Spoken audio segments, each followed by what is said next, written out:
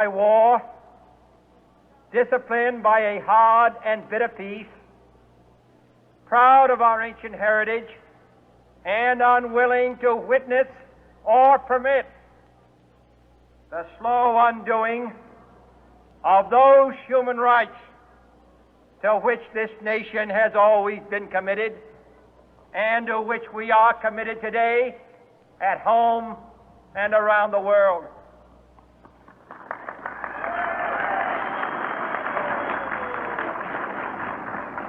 Let every nation know, whether it wishes us well or ill, that we shall pay any price, bear any burden, meet any hardship, support any friend, oppose any foe to assure the survival and the success of liberty.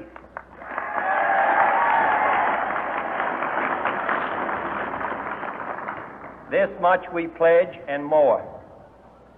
To those old allies whose cultural and spiritual origins we share, we pledge the loyalty of faithful friends. United, there is little we cannot do in a host of cooperative ventures.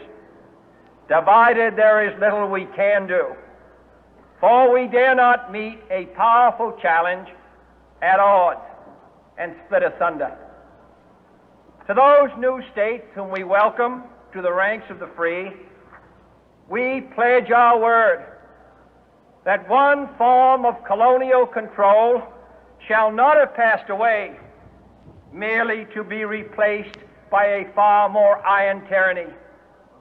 We shall not always expect to find them supporting our view, but we shall always hope to find them strongly supporting their own freedom, and to remember that in the past, those who foolishly sought power by riding the back of the tiger ended up inside.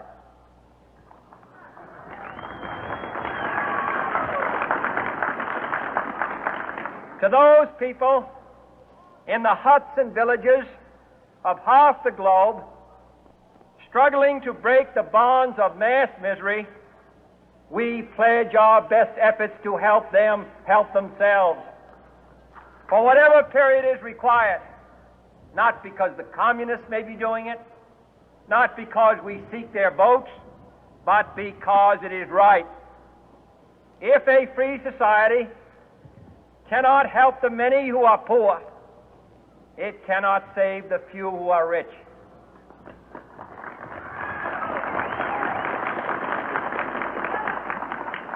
To our sister republics south of our border, we offer a special pledge to convert our good words into good deeds, in a new alliance for progress, to assist free men and free governments in casting off the chains of poverty. But this peaceful revolution of hope cannot become the prey of hostile powers. Let all our neighbors know that we shall join with them to oppose aggression or subversion anywhere in the Americas. And let every other power know that this hemisphere intends to remain the master of its own house.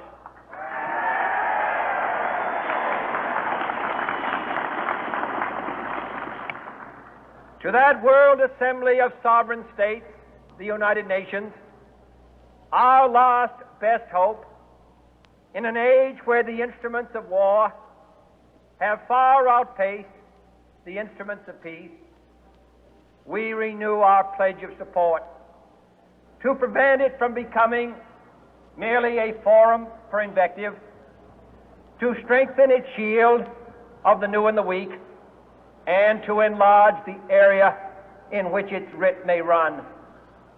Finally, to those nations who would make themselves our adversary, we offer not a pledge, but a request that both sides begin anew the quest for peace.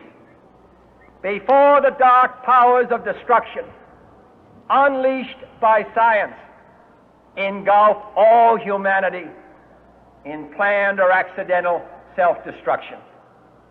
We dare not tempt them with weakness, for only when our arms are sufficient beyond doubt can we be certain beyond doubt that they will never be employed. But neither can two great and powerful groups of nations take comfort from our present course, both sides overburdened by the cost of modern weapons, both rightly alarmed by the steady spread of the deadly atom, yet both racing to alter that uncertain balance of terror that stays the hand of mankind's final war. So let us begin anew, remembering on both sides that civility is not a sign of weakness, and sincerity is always subject to proof. Let us never negotiate out of fear, but let us never fear to negotiate.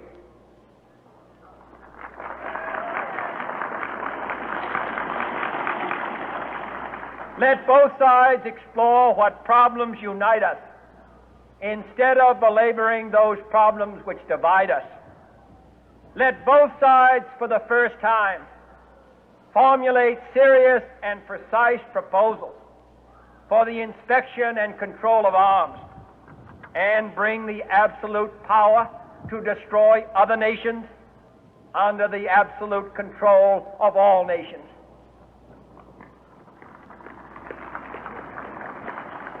Let both sides seek to invoke the wonders of science instead of its terrors. Together, let us explore the stars, conquer the deserts, eradicate disease, tap the ocean depths, and encourage the arts and commerce.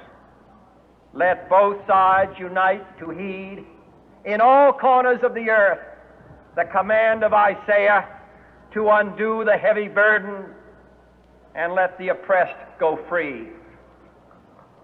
And if a beachhead of cooperation may push back the jungle of suspicion, let both sides join in creating a new endeavor, not a new balance of power, but a new world of law, where the strong are just and the weak secure and the peace preserved. All this will not be finished in the first 100 days, nor will it be finished in the first 1,000 days, nor in the life of this administration, nor even perhaps in our lifetime on this planet. But let us begin.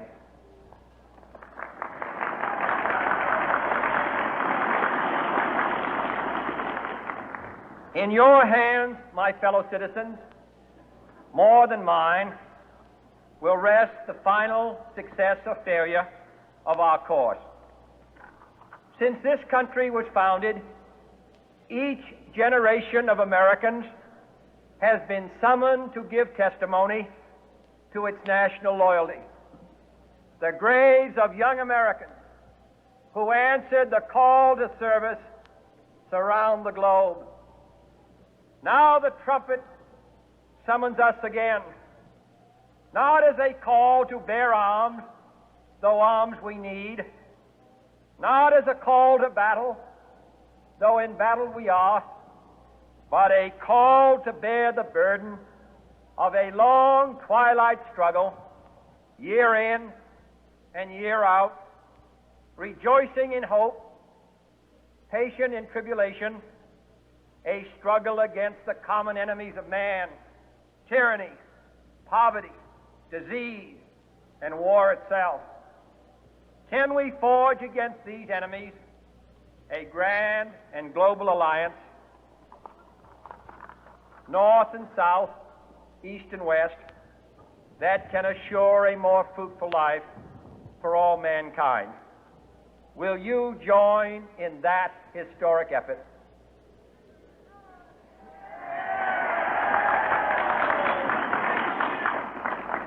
In the long history of the world, only a few generations have been granted the role of defending freedom in its hour of maximum danger.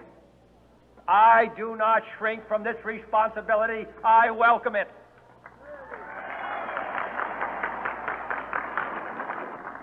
I do not believe that any of us would exchange places with any other people or any other generation.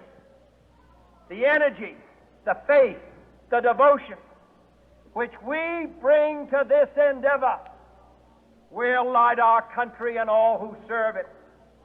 And the glow from that fire can truly light the world.